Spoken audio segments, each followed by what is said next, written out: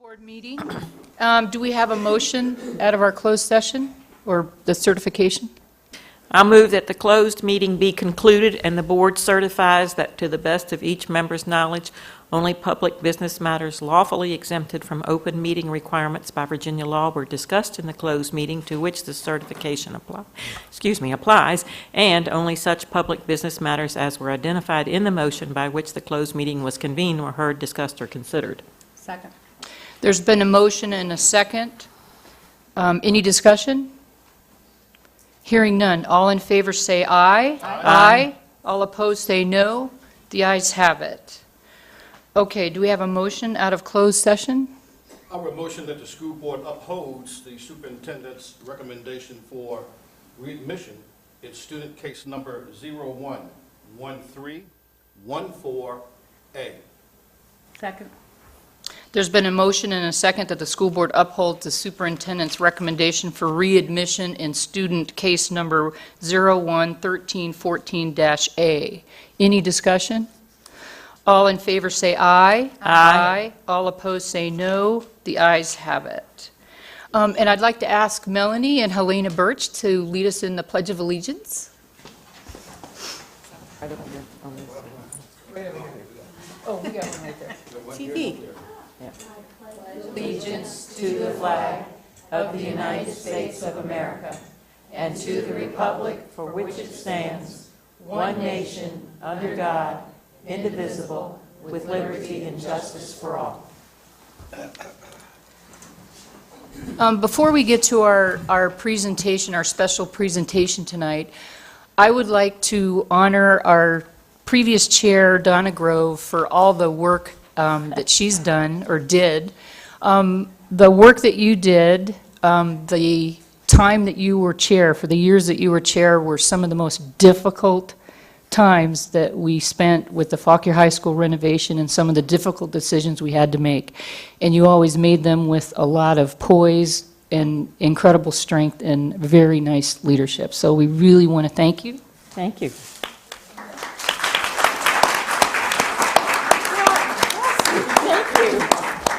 And the gift is so that you can spend a little bit more time, maybe, probably not, but with your grandson. Yep. And it's a little sticker book with tractors on it that was Yep. absolutely really cool, and a gift certificate at G. Willikers. And did you guys have anything else you wanted to say? I just wanted to say that for those that don't know, I've always admired Donna on the school board because she has always been so dedicated. She's never late for anything. She's always on time. She's always everywhere she needs to be. If someone can't be somewhere, she goes and she makes sure that someone, that you're represented at the meeting. And honestly, I've just never seen anybody so committed to anything before. And I want to say thanks because, while you were chair, we went through some really difficult times and we had to make some really hard choices. And it was nice to know that you were there, leading us, and, leadership is something that shouldn't be taken lightly, so thanks. Thank you. Yes, I will say something. I've known Donna for a long time. Donna and I graduated Fauquier High School the same year. Should I tell them when it was? A very long time ago. And I knew Donna personally then. Donna has always shown a great leadership style, and I know she will continue to do so. And we have been so fortunate to have someone of Donna's caliber and leadership abilities on the board. And I sincerely appreciate everything that you've done, everything that you do, and everything that I know that you will continue to do. Thank you. And I am so happy to hand the gavel to Ms. Wolf. But thank you. Okay, Dr. Jack, you have a presentation? I do. It's a privilege and an honor to introduce Vanita Ribeiro. And I want to say a couple things about Vanita as she's coming up. Vanita came to us and sort of introduced the idea, the concept of providing a all-county, really all-region, partial region science fair for our students. And I don't think in 25 years I've ever seen anyone take on a project with the fervor and dedication that Vanita has. It's really been amazing. So we're very, very excited about the upcoming science fair. As part of the science fair program, we have some, as part of Anita's presentation, she'll be introducing some logo creation winners and recipients of some prizes, so we're excited about that. But I just want to thank Anita as she's walking up. Just a tremendous job with this project. And thanks to Dr. Collins. I don't know if Dr. Collins is here from Learning Tree, but he's put up a lot of his own dollars to make the science fair a real first-class operation. So I want to thank you, and the floor is yours.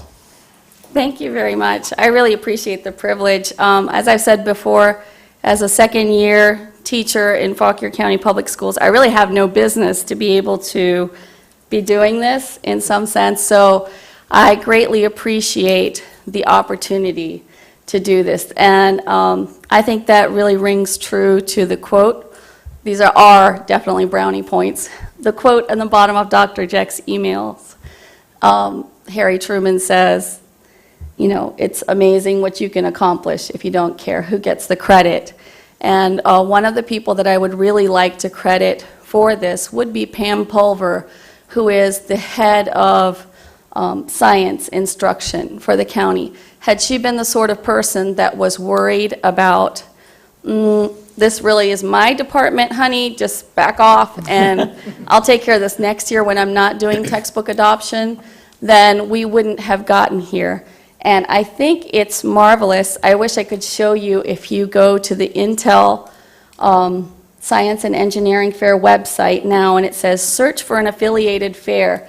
If you look up in Virginia, 12 fairs come up, and Fauquier County Regional Science and Engineering Fair is listed there with the Intel ISIF logo, which is the one that has been in operation for years and years, and now there are kids that come in from 70 different countries, and they give out $4 million in science fair prizes annually.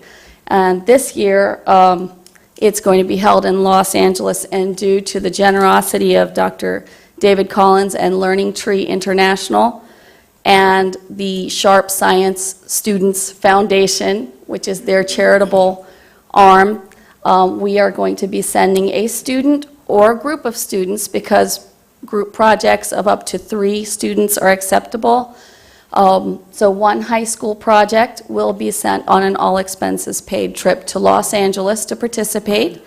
That is food, lodging, getting there, shipping the project, and it's in mid-May.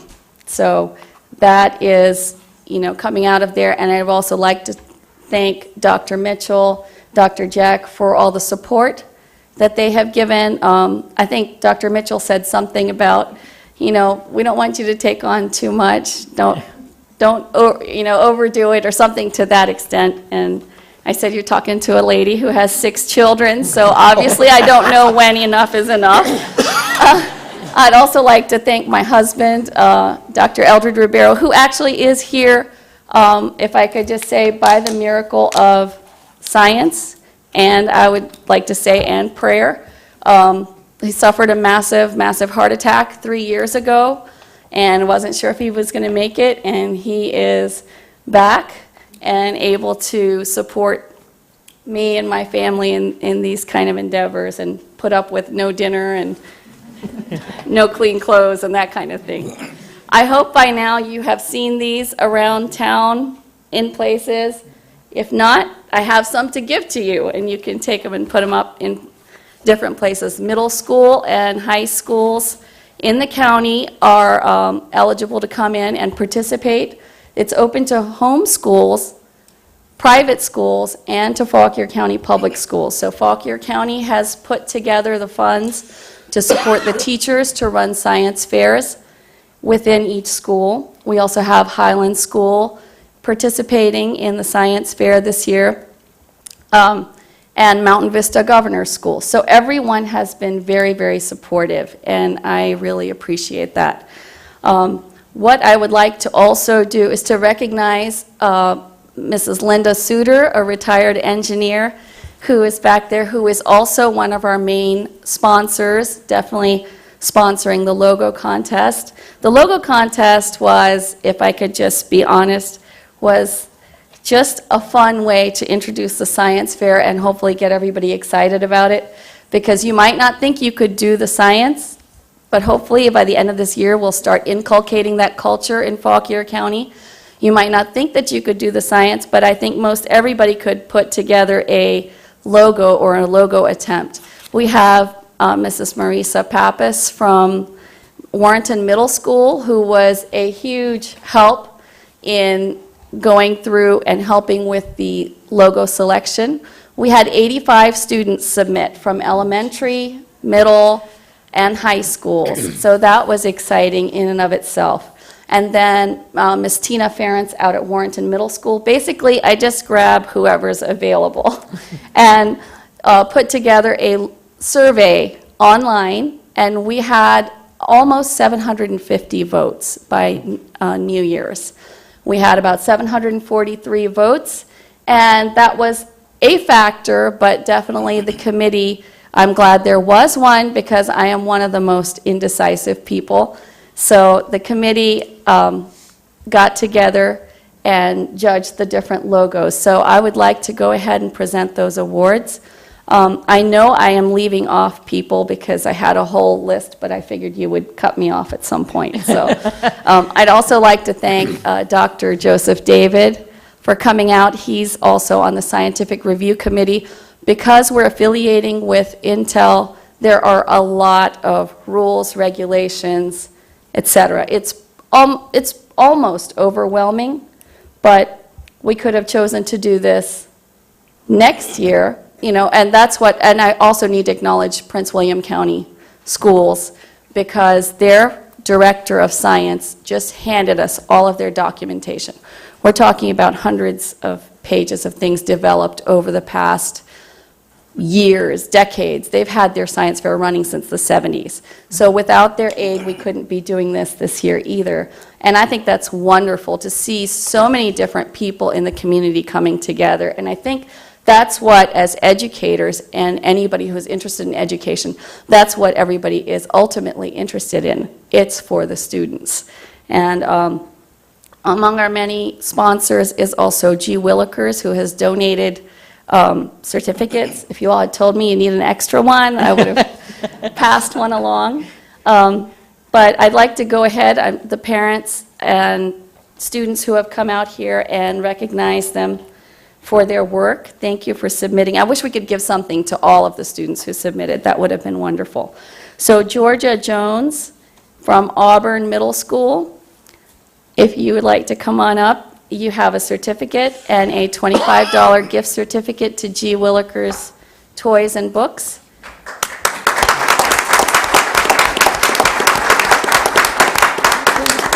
Do we know which design was hers up here? Yes, Georgia, would you like to point out yours? It's the airplane one, isn't it? It's option A with the airplane. Okay. And Georgia is a 7th grader, is that right? Yes. I wish we could have really picked all of them. Then Cassandra Dane, a 7th grader at Cedar Lee Middle School. You know what, I'm new at this, so I forgot to shake hands, I'm sorry. Cassandra had the one, option E. Is that correct, right? With the option E, the one at the top left. That was a really cute one. And we had so many people torn between which was the favorite, so I'm glad it didn't come down to me to have to choose. Willem Grabner, an 8th grader at Marshall Middle School.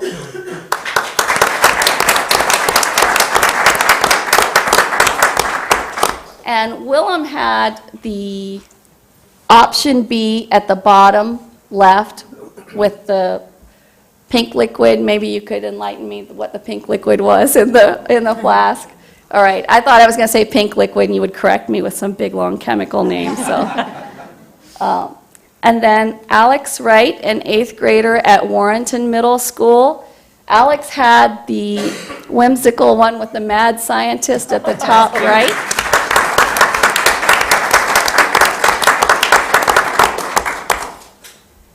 And Andrew Caver, 8th grader at Taylor Middle School. I don't know if maybe Andrew wasn't able to come out. So Andrew's was option C at the bottom right. Do I recall it correctly? Yes. It's the bottom right, and so I'll keep his certificate and his $25 gift certificate here. I'll try not to spend it. And then I would, as a foreign-sounding named person growing up in rural South Carolina, I had the most foreign name. So I did practice this name a little bit. It is Jiratko Wangsiri Paisaran. She is a 12th grader at Providence Christian Academy in Vint Hill. And Jiratko, if I have botched up your name, you can correct me. Jiratko's getting...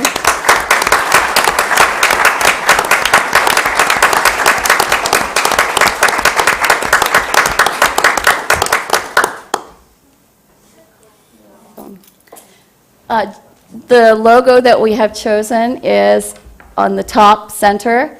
Jiratko is from Thailand. She's a foreign exchange student, as I understand, and I was just delighted that we had entries from all over the county.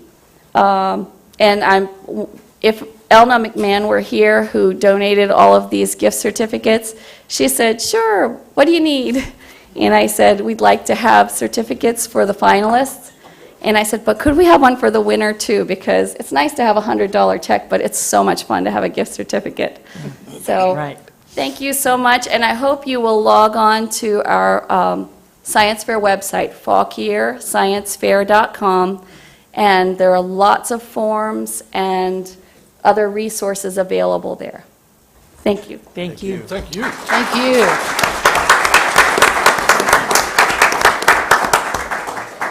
Well, that's great. All right, we have announcements, and I'll just read through these while you read them on the screen.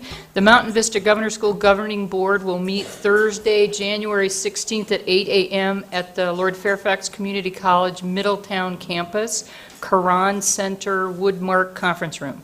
The Building Committee will meet Thursday, January 23rd at 8:30 a.m. in the School Administration Conference Room. Chairman's Night will be Monday, January 27th at 6 p.m. in the school. What did I say? You said It 6. says 6 here, Oh, but it is 5. excuse me. Start over. Chairman's Night will be Monday, January 27th at 5 p.m. in the School Administration Conference Room. And there will be a special school board meeting and work session Monday, January 27th at 6 p.m. in the School Administration Conference Room. There will be a Health Advisory Committee meeting Wednesday, February 5th at 8 a.m. in the Central Complex Building Conference Room. And there will be a Special Education Advisory Committee meeting Wednesday, February 5th at 5 p.m. in the Central Complex Building A Conference Room. There will be a School Support Council meeting Wednesday, February 5th at 7 p.m. in the School Administration Conference Room. The Finance Committee will meet Monday, February 10th at 5 p.m. in the Fauquier High School School Library. And the next school board meeting is Monday, February 10th at 7 p.m. here in this room at the Fauquier High School Falcon Room. And before we go on to our response or our citizens' time, this month has been declared Anti-Bullying Month throughout Virginia, and we passed a resolution back in 2009, and I'd just like to read the resolution that the school board passed back then. Resolution declaring January Bullying Prevention Month. Whereas school bullying has become an increasingly significant problem in the United States and Virginia, and whereas almost 30% of the youth in the United States are estimated to be involved in bullying each year, either as a bully or as a victim. And whereas an estimated 160,000 students in kindergarten through 12th grade miss school every day due to a fear of being bullied. And whereas bullying can take many forms, including verbal, physical, and most recently in cyberspace, and can happen in many places on and off school grounds. And whereas it is important for parents, teachers, students, and school administrators to be aware of bullying and to encourage discussion, of the problem as a school community. Now, therefore, be it resolved on this 12th day in January 2009 that the Fauquier County School Board recognizes the month of January as School Bullying Prevention Awareness Month, with the intention that the issue of bullying and its prevention be discussed in Fauquier County schools and classrooms during that time. Thank you. Okay. We don't have any response to citizens' time at all? No? All right, the community, for citizens' time, community involvement is a very important component of a successful school division, and the school board welcomes public input. Please be respectful of all speakers and limit your comments to 3 minutes. Matters relating to personal or personnel issues cannot be discussed during that time. So, signed up already are Heidi Van Voorhis. Is Heidi here? Oh, okay. Sure, right there at the podium. I hurt myself in exercise class last week. Now it's like Lady Dowager, Countess Dowager meets Appalachian Trail hiker. This is all I got. And if All you right. could just state your name and where you live. Yeah, what Sure. district. Heidi Van Boris, Scott District. I wrote out a letter, so I include everything, so I apologize, but I'm just going to read. Dear Madam Chairwoman and school board members, my name is Heidi Van Voris, and I live in the town of the Plains, Virginia, at the Scott District with my husband and 2 children. I'm speaking tonight to respectfully request you vote no for the administration's proposed school calendar for next year. As you know, I was saddened by the lack of the start date options from the administration. I know we are smart enough and creative enough to come up with a fabulous win-win solution. August is summer, most of June is not. We need to align summer break to the actual summer. We do not want to be at Meet the Teacher night in the second week of August. That only leaves 1 week in August for family vacations. A very sad state indeed. I am still hearing from board members that weather is the reason to start 2 weeks before Labor Day.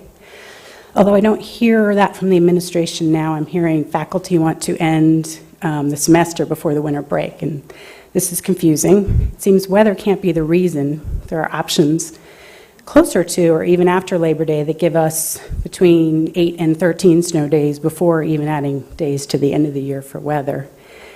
The administration's current option A has less snow days than other options, so the added 2 weeks before Labor Day are not really being used to make time for weather and snow days. They're being used for regular calendar instruction to slid over. Also, SOL tests can't be the reason. This is good news. We all should know now that the SOL concerns are gone as of about 2012. Our spring end-of-course SOL test can now be taken all the way into later June if we so desire. And the reason can't be testing before Christmas break, because testing before winter break is actually counterproductive. Confirmed prestigious studies I've sent to the administration show the spacing effect actually improves our kids' test scores over the time and break and doesn't hurt them, which is perhaps a good reason to take a second look at the block system that we currently use for high school. While I firmly believe families and kids need every week in August, I do think there's a compromise here this year. If we embrace compromise and just slide the start date to where it was a few years ago, a week before Labor Day instead of 2, make 6 small changes to the current proposal, then the last day of school will be on June 5th. We'd have about 3 built-in calendar days in addition to about 5 days of bank time. This allows for 8 snow days plus 2 other possible optional days to use in the calendar for a total of 10. And it also, as we know, gives our middle and high schools 10 to 15 extra days of bank time for instruction that's over and above the state code. For the love of family, children, please, please, let us have August and summer. Thank you for considering a calendar for our kids, not tests. Thank you. Okay, Helena Birch.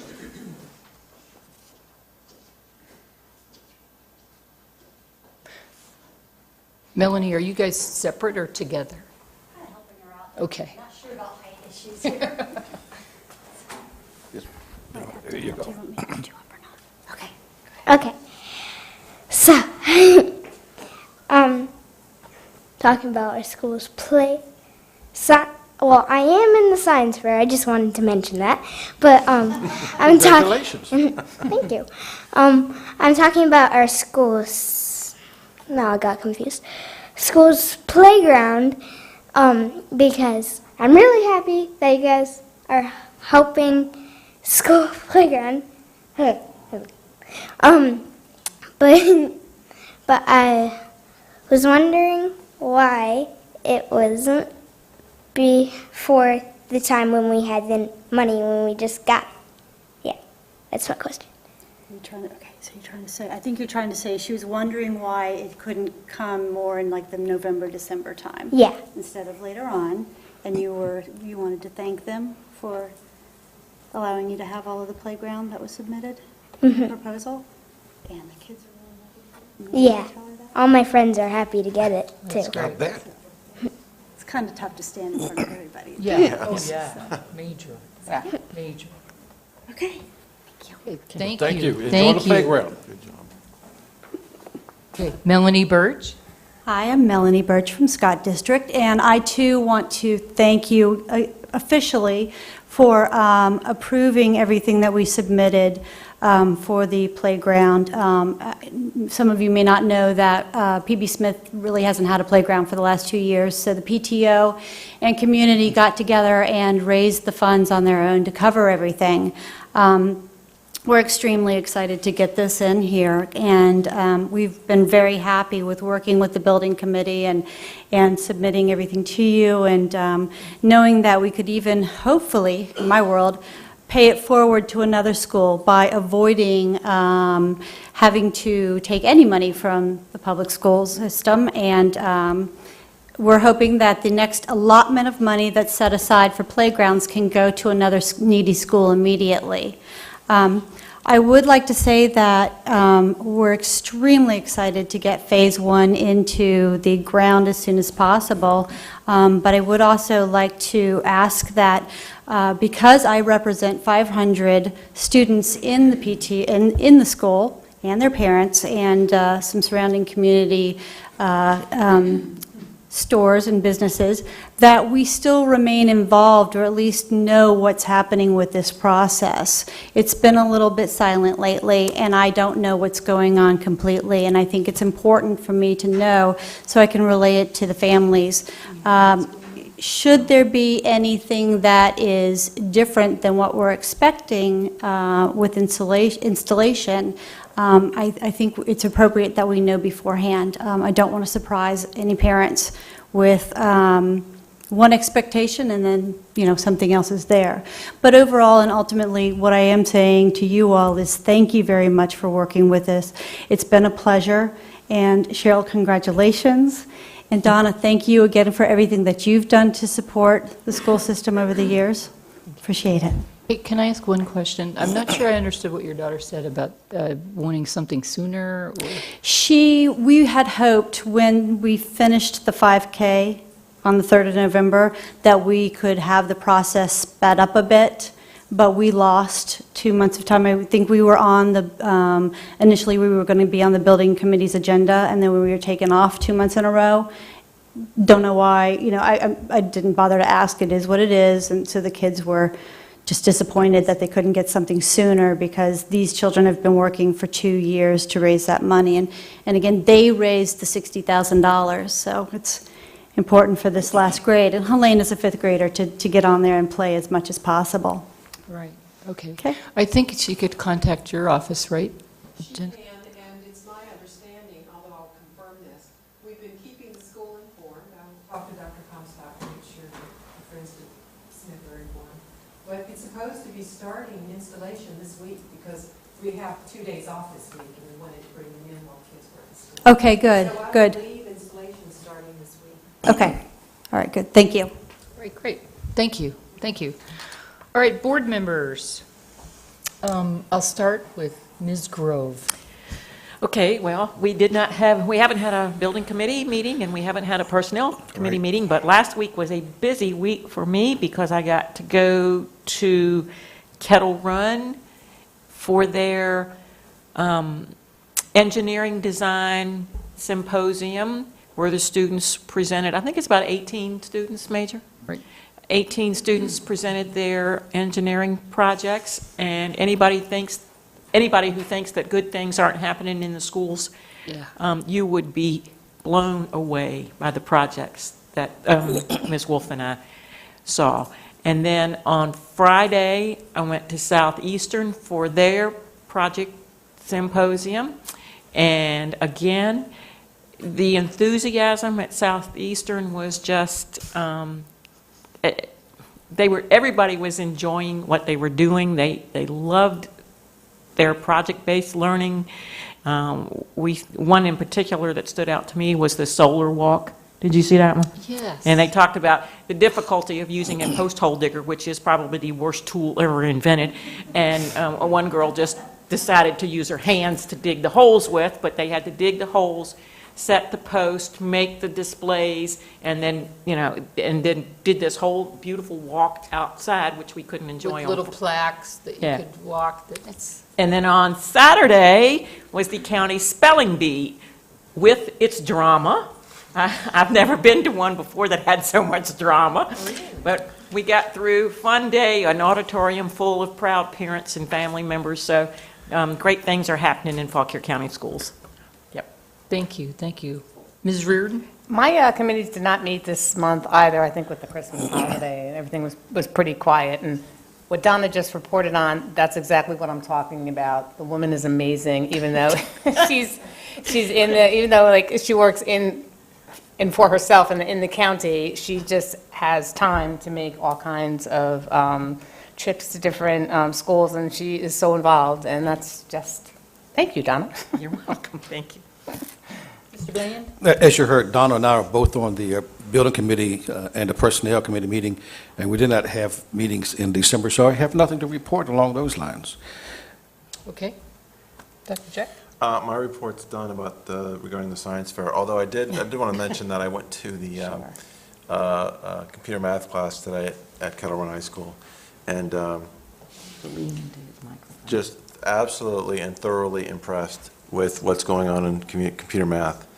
It's really unbelievable. There was one student there, and they created these programs themselves, and this one student had created a Yahtzee game, an online sort of interactive Yahtzee game, did the graphics himself and whatnot, and it was Yahtzee. It was like playing Yahtzee. I think Scratch is the name of the program he used, and I asked him, I said, how long did it take you to do this? How many hours would you say roughly? And he said, oh, about 4. Unbelievable. So a lot of really good things going on. Really excited about that, and the work is Mr. Allen's class, the computer math class, but that's it. That's great. I just wanted to talk about a few things I did and just elaborate a little bit more on what Donna talked about, because there are incredible things happening in this school division. We're also in the throes of establishing a foundation for education in the county, and we're meeting, maybe our 3rd meeting already. And if all goes well, we are investigating right now the legal aspects of the whole thing, but it looks like we will probably merge with Education Excellence in Education, a 501c3 organization that already exists here, and just expand their outreach. And I really can guarantee you we have a very dedicated and passionate group of people who are working on that effort. The health advisory, there's a safe and healthy school environment, school safety audit that I was going to ask Mr. Finn to talk about, because it's interesting. Yeah, that would be great. We talked about it at the health advisory, and it's just something I thought it'd be good for us all to know that is happening.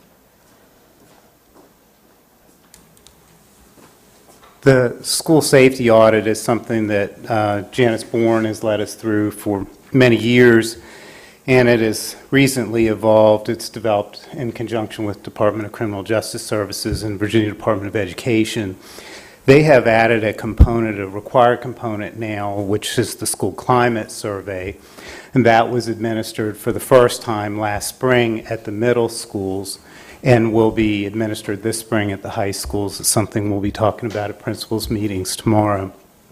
The survey itself replicates to some degree what we have covered in the middle schools with the bullying survey through the OVEAS bullying prevention program.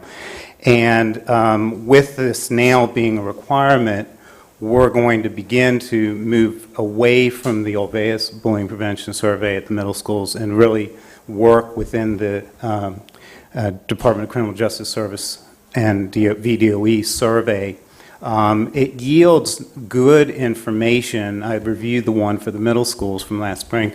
Very good information that informs the school about what's going on relative to bullying, but it also addresses broader issues about student behavior within the school. And the survey is done both with students and with staff, with teachers. And so one of the things that you can really glean from that survey is what the students think, but also what the teachers think. And you can compare and contrast those perspectives and get a lot of meaning out of that. So, we are planning to go forward with that. It's required, so there's no choice anyway, but I think there'll be great value. That's also very well aligned with what we're doing in general with our efforts at bullying prevention. We're really broadening the scope and integrating our approach to work to improve student behavior with a clear focus on respect, because anytime you work in that arena, you're also effectively addressing bullying issues. And we have adopted the Virginia Department of Education Virginia Tiered Systems of Support, VTSS, that we are implementing at many of our schools and piloting at other schools.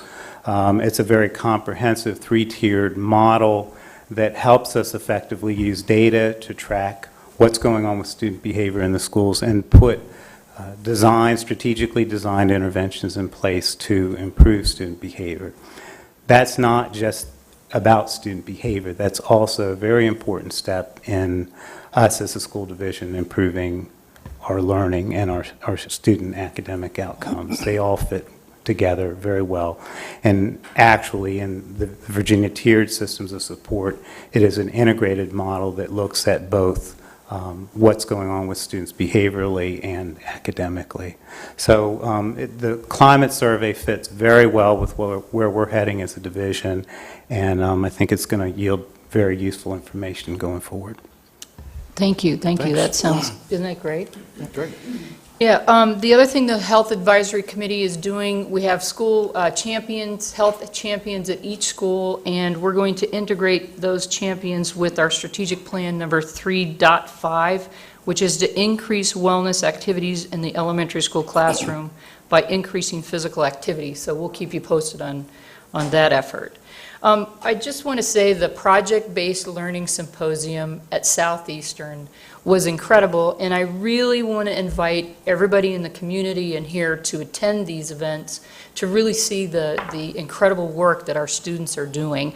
And like Ms. Grove said, these students were so passionate about they created Jeopardy-like games that I failed. But they were like, it was just wonderful, but they really enjoyed it and they knew their material. There was one group that got $300 in budget, and they had to develop an entire Thanksgiving dinner to feed 60 people, and these kids came under budget.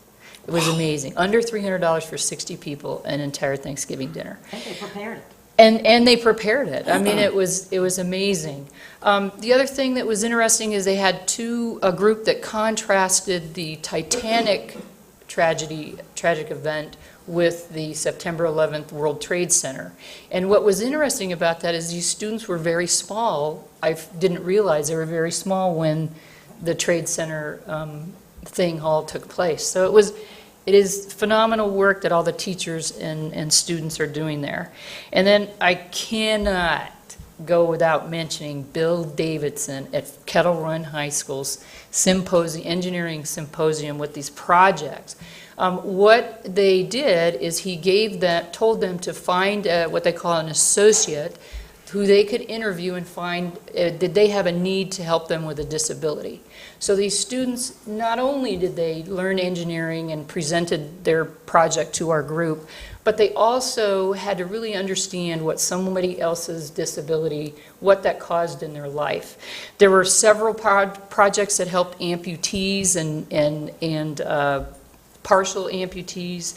There was a wheelchair chair, a tray, that the gentleman told, his associate told him that it was very difficult to remove the tray off of a wheelchair. So he designed this magnetic thing that was incredibly clever with the way the magnets, because we kept asking him, now, do you think that will really hold the weight of like a food tray? And this kid was so well prepared and had really designed this thing excellent.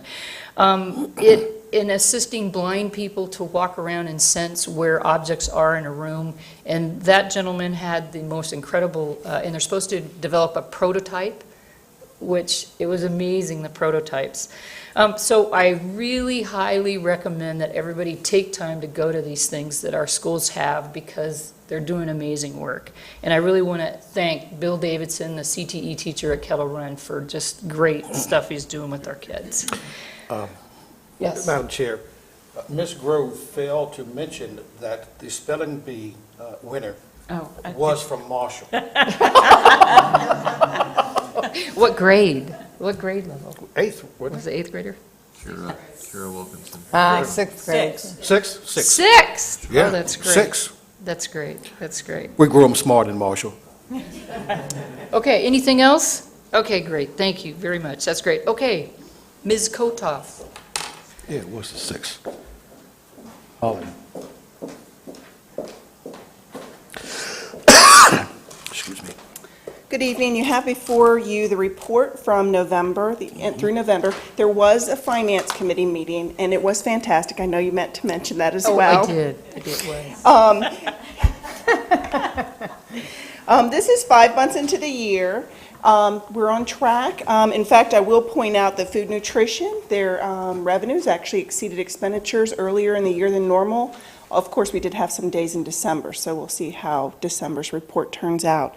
I also wanted to note that Thursday night, the Board of Supervisors approved the last items of our year-end carryover. Oh, that's great. Oh, good, okay. Any questions of this exciting meeting and financial No, you report? got to work on this. Warren's going to give me lessons on Maybe a minutes. soft shoe or something, dance. All right, thank you, thank you. Okay, human resource, Ms. Downs? Good evening, Madam Chair, members of the school board, Dr. Jeck. The following is a brief summary from the Human Resources Department. We have 5 certified vacancies that we're recruiting for and 12 classified vacancies. And my great news for today is we have released all the job postings for our March 15th teacher job fair, which will be held at Liberty High School from 9 to 1. So we look forward to that. We've already had 33 applicants as of this afternoon. 9 to 1? 9 to 1. Any questions this evening? Nope, No. that looks good to me. Thank you. Sorry. Okay, we're okay, everybody knows who we are.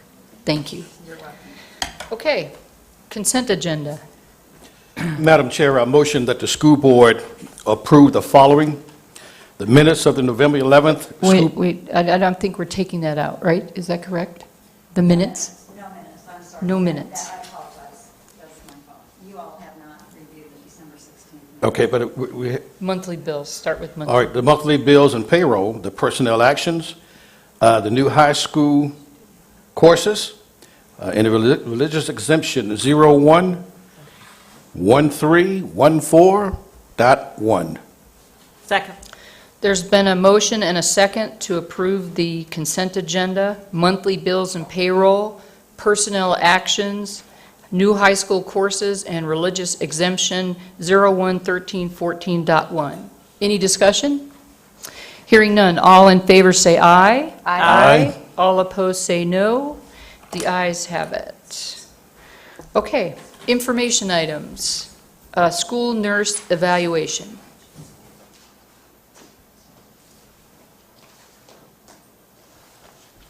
Good evening again. This item was brought to the Personnel Committee probably, was. I think about 2 months ago. A long time ago. Yes, a long November. time ago. So what we're requesting tonight to put in front of you for information to review the new school health nurse nurse performance evaluation. Mrs. Trude wanted to be here tonight but couldn't, so I'm going to do at least half as good a job as she would describing it. In accordance with Aspirations 2015, our goal was to redo the performance evaluations. The school nurse evaluation, it has been redone with a set of nursing standards. And the form is a feedback form that not only the nurse will get to set goals, but the principal and Pam will get to provide feedback. In addition, we have mirrored it to the teacher evaluation standards. So the forms do look similar and do have similar evaluation ratings. So it's here tonight for you to look at if you have any questions. I am requesting that you would vote for its approval tonight. We did a training in August for all the school nurses, and they have been using the form. And so far, the feedback has been very positive. I had one question, but let me find it here. There's a typo in there. Is that No, what I it was? did, that's Okay. not, that's funny, that's funny. No, on the, it's called the on one paragraph, standard one. On 1.4, it says identifies culturally appropriate, and I just wanted to know what culturally appropriate means. I do not have the answer to that. Frank, do you recall?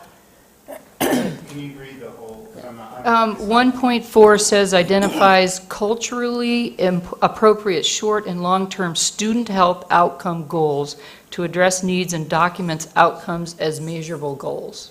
Yeah, I mean, my read on that is that she's just wanting there to be some sensitivity, between a student's culture and, whatever the health issues. So there's got to be some consideration to what the student's perspective is coming in and how that may align with our health standards. And, just for example, people may have different views of immunization. Oh, I see. Things, that we would maybe accept in our culture as standard health practice, but there would be sensitivity that, for not all cultures would view it the same way. Does that make sense? Yeah, no, that does. That's good. And then I only had one other question about standard number 2 planning, was it says student individualized health care plans to, they're going to create these. Does every student have, or is this just students who come to the nurse's station with? A specific health need may then have a health care plan to address the Okay, medical needs. that's what I thought. Okay, that's it. Then I'm good. Thank you. Anything else? No, I'll just say that we talked it over pretty, we were pretty at length there in personnel, and Pam was real tickled with what everybody had come up with, I think. Yes, very accurate. Okay. Then, So, Chairman, this is not right. on your lines of everything, Ms. Brogan. Okay, good. I'll move that we move school nurse evaluation to action item 16A for consideration. Second. There's been a motion and a second that we move the school nurse evaluation to action item number 16A. Any discussion? Hearing none. All in favor say aye. Aye. All opposed say no. The ayes have it, so we'll vote that later. Okay, revisions to policies 7-2.2, 7-2.3, and 7-4.2.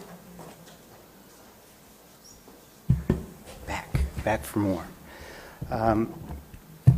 This evening, we're asking the board to review revisions for policy 7-2-2.2, the school attendance areas, 7-2.3, school admissions, and 7-4.2, interscholastic athletics, and consider these policies for revisions and approvals at the February 10th school board meeting.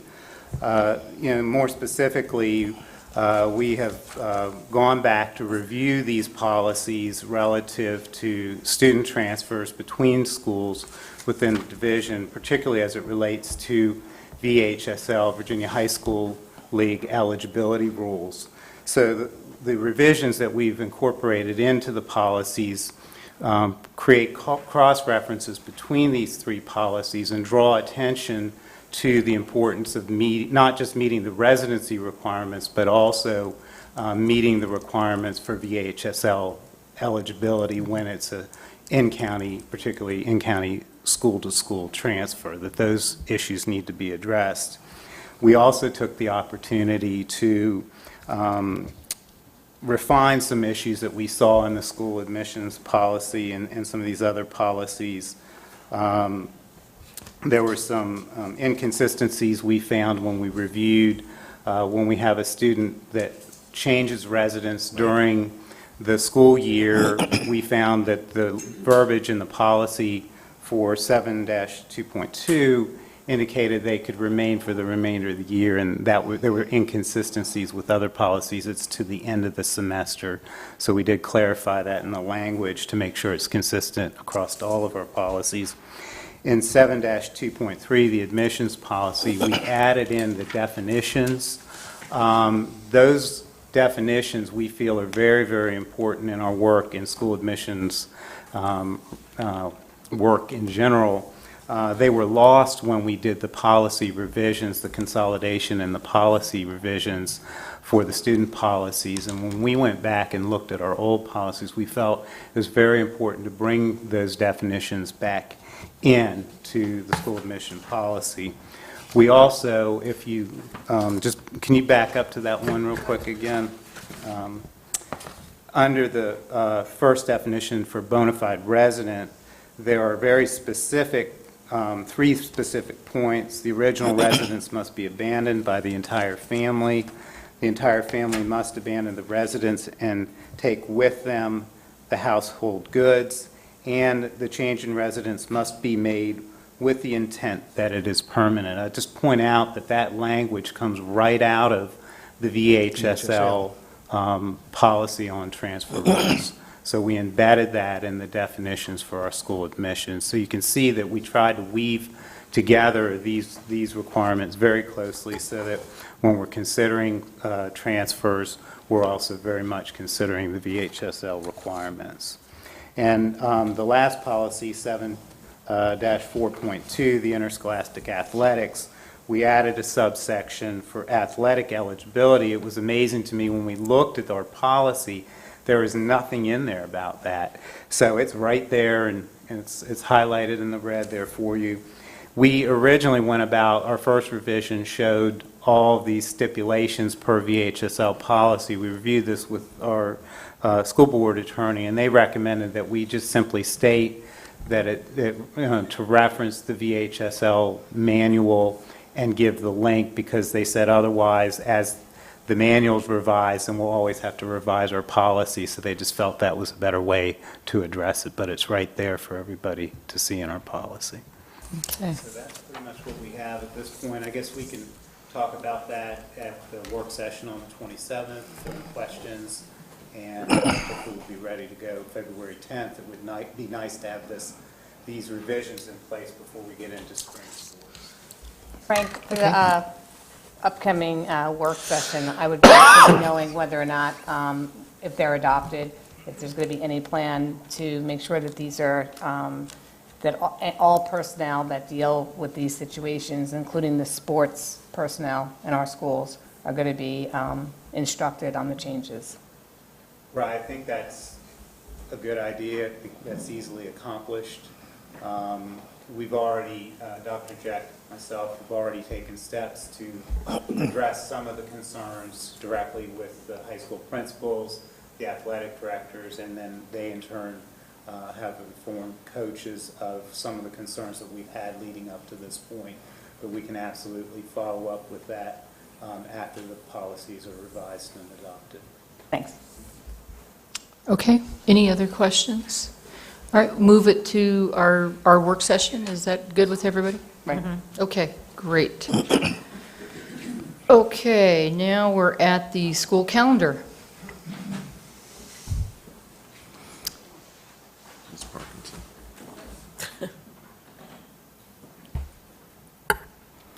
Newly elected Madam Chair, board members, and Dr. Jack. In a fairly lengthy presentation at your December 16th board meeting, you received the 2 draft calendars, and at the end of that presentation, Dr. Jack recommended Calendar A, which is the one with the first term ending by winter break. because you and we wanted to give the public ample time to ask questions or voice concerns, we continued the calendars as an information item tonight, and it will come forward to you at your next work session and special school board meeting, which is January 27th. Still with Dr. Jack's recommendation that you approve Calendar A. I don't know if you have questions tonight that we might field, or if you want to bring questions to that work session. I think we've tried to answer questions you've presented to this point, but if you have other questions or concerns. But we will approve it on the 27th, is That's that what right? we're That's what she's asking. looking Okay. for. That's what we're Well, asking. did anybody have any questions? I had some questions today that I already sent out emails to Dr. Mitchell, and I'm in the process of still getting some of that information. So I think that between now and the work, it works for me, as opposed to, presenting those questions right here this evening, because I think that it's still a work in progress. I just want to make sure that I understand everything, and so I'll be, speaking with Dr. Mitchell. Okay. I do know there was some concern about Veterans Day. Yeah. And was there a possibility of doing a half-day instead of a full day? That's something that we discussed, which may be appropriate, particularly as schools host events in the mornings, to recognize veterans. I know some of our schools did that. I'd personally like to see more of that within our schools. But that's something we talked about and considered. Okay. And the Well, can other I question- mention what Sure. Mr. Gorg passed on to me, because he could not be here tonight? He said he is supportive of the calendar, but would like to see a set policy for celebrating and honoring veterans if we go to school on Veterans Day. So, any comments on that? I personally, I'm sorry. No, go ahead. I personally don't think that we need a policy. I think that's something that we can make happen without writing a specific policy. In fact, I'm fairly confident that we can do that. I think it's appropriate. So I don't necessarily think we need to write a policy. I think we can bring this about otherwise. Well, and I believe a lot of the schools are doing it anyway. Yeah. Yes, they are. And to create a policy and make teachers do something that they haven't scheduled, I wouldn't want to do that. So I agree. I had one other, and it's still on January the 5th, because I know that's going to cause heartache for a lot of parents. And given the January that we've had so far, we may not want to use up, we may need that day, I think we have more than enough days. Mr. Gorg Just agreed. saying. He would like to see us go back to school the Monday after New Year's, that's The January 5th, Yeah. instead of that Tuesday that he mentioned that. Okay. I know it's the high school teachers there. I don't know if there's something we can work out, but it just seems like it's going to be such a headache for parents. Well, and that's a day that the high school teachers had requested, particularly in order to turn the term. Right. And so that's where I know. that's coming from, that second day to turn the term. But we can, again, we can go back to the drawing board and look at some other options, but there are not many options because of the way the first term is structured. We need to find as many days as we can within that first term. But that January 5th piece that has been sort of a ongoing conversation, and it really comes down to the time needed, particularly for the high school teachers, to turn the term. It's not nearly as big as an issue for elementary and middle schools. It truly is a high school. Although Dr. Mitchell did point out that that day is used in the other grade, in middle schools and elementary schools for professional development, because Right. they lose that day that we now use in October, and also that's a good day for bringing closure to the first semester grading and reporting, preparing for the next semester, planning, bulletin boards, all that kind of stuff, so that those things go across the board K through 12.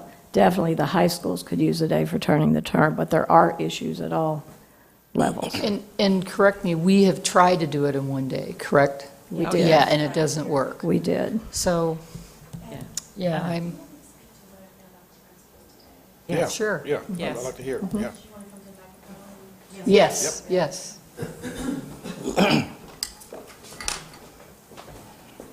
One suggestion that was made that we did talk about was whether to have that teacher workday on December 22nd. And therefore, and so it would be December 22nd and January 2nd, so the students could come back on January 5th. And we did look into that. And as Ms. Parkerson just said, that these 2 days, it's just not about turning the term. It's about the closing out of the year and for some in-service time as well. I recalled that the principal said that they believed that the work for teachers would be far more productive after the holiday rather than before.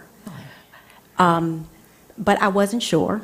So today, I just checked because I wanted to be sure that I remembered it correctly, and I asked a sampling of principals, and I will ask them all tomorrow, just to be sure.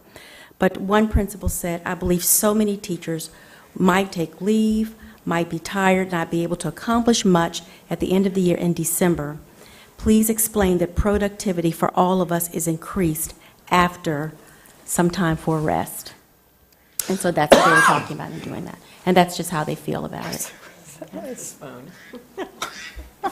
What is that? That was my alarm. Oh, okay, all right. Take my eye medicine. Oh, okay. Anyway, thank you, Dr. Mitchell. Okay, anything else? Any other comments? Maybe we can further discuss this at the work session again and get information with Ms. Reardon's questions. That sound good? Yes. Everybody good? Okay, Madam Chairman, it will be in action on January 27th. okay. Right, everybody okay with that? Yeah, I mean, I'm okay. I understand the beauty of finishing the first term before Christmas, and Yep. that's the objective, is to finish first term before Christmas, because January is such a mess otherwise. Half days, off days, and then you throw in weather days, and there's no continuity, so I'm good. Right. There's things I know that can be tweaked, but Yeah, overall- I'm good with the way it is, too. I definitely support working on Veterans Day, and I support being off on January 5th. Dr. Mitchell, if you could just email me a time that you're available to further discuss this tomorrow, that would probably work for me, if it does for you. 90 hours, and why don't we use that as opposed to 180 days? Yeah, well, it seems to me that we have a lot of extra time for the middle school and the high school. I know the elementary school is the issue, but I just want to make sure that we're not making people come in a ridiculous amount of days over. Okay, anything else? All right, FY15 budget challenges. And the 51 principles. We're going to end on a high.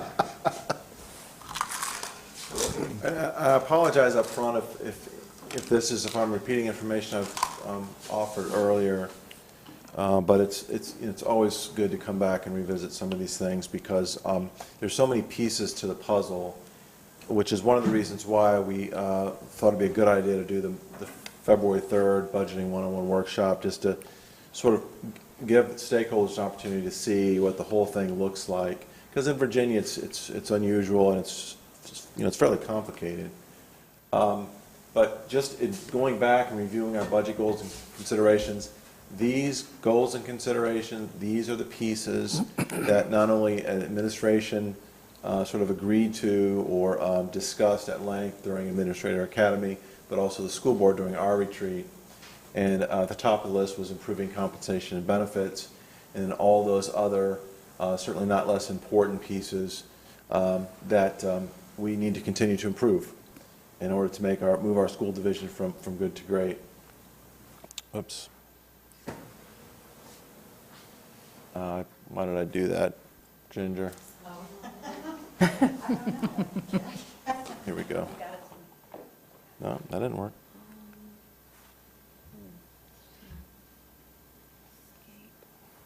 It's going to take me 4 hours to do that. Okay. All right, so our current situation relative to the governor's budget, the governor's, obviously, he's proposed his budget, now he's out. The new budgets, the new governor's in office, he is likely to propose amendments to the budget.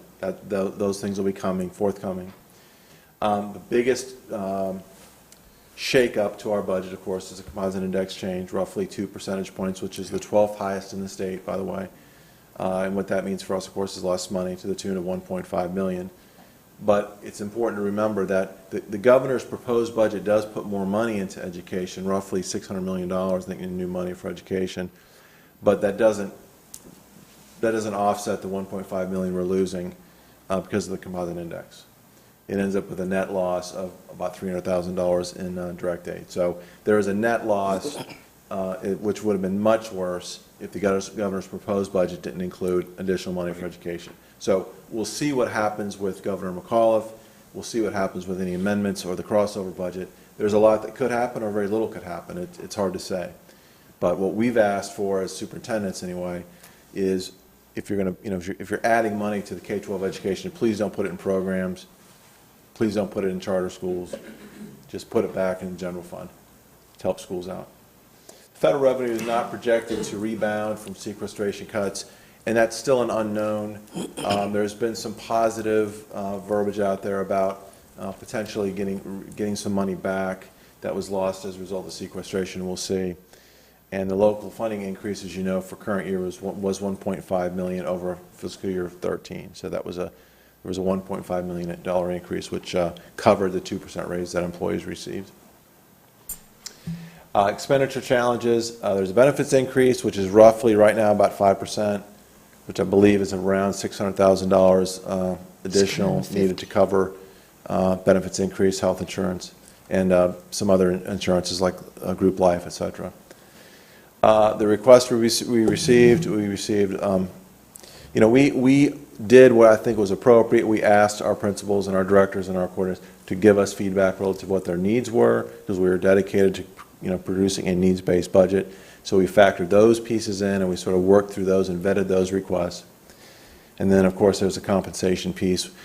Roughly every 1% increase in compensation for all employees is about $1 million. So a 2% increase is about $2 million. The VRS increase is huge. This is impacting everyone.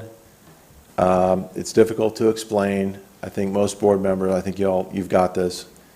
But it's just a real kick in the pants. We're talking about now 14.5% VRS rate, which is going to cost us, with the current increase we're looking to for next year, of about almost $2 million. And that, of course, is to pay back the borrowing that occurred years ago through VRS. So we're still in the process of paying that back. Now there is a proposal out there. There's a bill out there that the idea was to pay back VRS over 3 biennium, gradually, in order to keep the AAA rating. There is a proposal out there to pay it off over 4 biennium. So that is a bill that's will be before the General Assembly. So if that happens, then that's going to prolong the payback, but that's going to mean much less that we'll have to pay this coming fiscal year. That will reduce it significantly. Health insurance, I mentioned, about 5% increase we're looking at. And other benefits increases about $100,000. It's mostly life insurances, and I'm sure I'm missing at least one, but group life. Thank you. So you put all those things together right out of the gate, it's $2.7 million. So these are things that most school divisions are having to work with, they're having to deal with. So it's not just Fauquier County, it's folks are having to deal with these kinds of things. It's just especially the VRS rate, which is very, very difficult. But I will say that, the state's committed to making VRS solvent. They're committed to maintaining the AAA rating, making it a solvent fund. A lot of states have lost that solvency and lost that AAA rating. Virginia is committed to doing that, to maintaining that, which is good. It's just very expensive. And we wouldn't be in this boat if the state hadn't borrowed from that fund, I guess about 5 or 6 years ago. We wouldn't be here now. We received only 51 position requests from principals. So we're again vetting that, and many of those, by the way, many of those requests for positions from principals. They mirror what was requested from senior staff and from directors. There's some of those requests are the same. Technology, our second highest priority in terms of additional spending. It's just, technology is one of those things you've got, in order to keep up, it's expensive. But I think we're in a situation, and Louis isn't here, so I'm going to speak for him. I think if Louis were here, he would say, and this is something I've come to realize in the last few years, school divisions in Virginia have invested in machines, and they've invested in good technology and instructional technology. But here's where the problem has been, I think, and that is adding the positions necessary to support the technology that we have. And I think lots of school divisions, again, not just us, it's some respects it's easier to purchase those machines than to hire that position. But now we're in a situation where we need to support what we've got, and that's going to require people. And you'll be learning more about that on the 27th. And then last, third bullet there, that none of these requests that I've just mentioned have anything to do with operations. Those are just personnel requests, and then benefits increases, compensation, et cetera. So you add all those up, that would be $7.2 million just without vetting at all. That's just the amount of the requests. That's not what I'm requesting, it's just the amount so far. And a number of those positions that are being requested by the principals are positions that we lost a couple of years ago and through the years because of budget cuts. And many of those we're just trying to get them back in the classroom. Yes, many of those cuts are to sort of bring back what we've lost previously. Right. Some are new. Yeah, some are new. Many of the ones related to technology. Mm-hmm. But I would really like to see us bring back, again, I'll let a little bit of the cat out of the bag, bringing back that fine arts and gifted talents position is important. It's just we miss that. We miss that position. Yeah. So those 51 positions, yes, that's factored into the 7.2 million. Okay, so the 51 technology, but just no, and it also includes the VRS and all that stuff you just talked about. Yeah, and these are just requests. For any media that might be out there, these are just the requests that we've vetted, that we're sort of going through and tiering. That the actual proposed budget on the 27th will be, significantly less. Compensation. We're working in order to develop a multi-year compensation plan, and the reason I think we need to do this is because we do have a dip in our scale, and you've heard me talk about this. We have a dip in our pay scales, in a couple of our pay scales, particularly the teacher scale.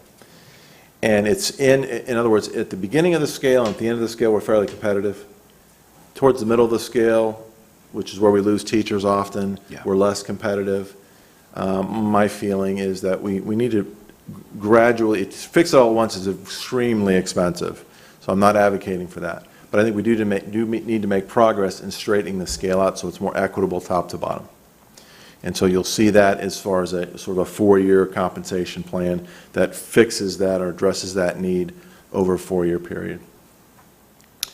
And I mentioned the piece about a 1% increase in pay equals about $1 million. There are some requests for additional supplements for folks, also some miscellaneous pays, and biweekly. A biweekly pay plan is something that, again, we've talked about very seriously. We've put that one back on the table because of the Munis system. It would allow us to more accurately pay people and pay them in a more up-to-date fashion, which I think everyone would appreciate, especially those people who are paid by the hour. As you know, we are going to be presenting you, or I'll be presenting you with a 2-year budget, which is what the county is asking for, so that's what we're going to give. It'll be a 2-year budget. You'll see that the requests for 2015 are going to be heavier than 16, and that has mainly everything to do with bills that we have in the first year of the biennium that we've got to pay, like VRS. So it's going to be more expensive at the beginning of the biennium than in the second year of the biennium. So you'll notice that in the proposed budget.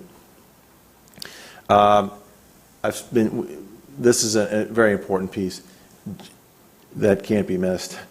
Just to do next year what we're doing today, without benefits increase, without a pay increase, without any additional positions, etc., just to pay VRS, make up for the lost composite index money, is going to cost $1.7 million.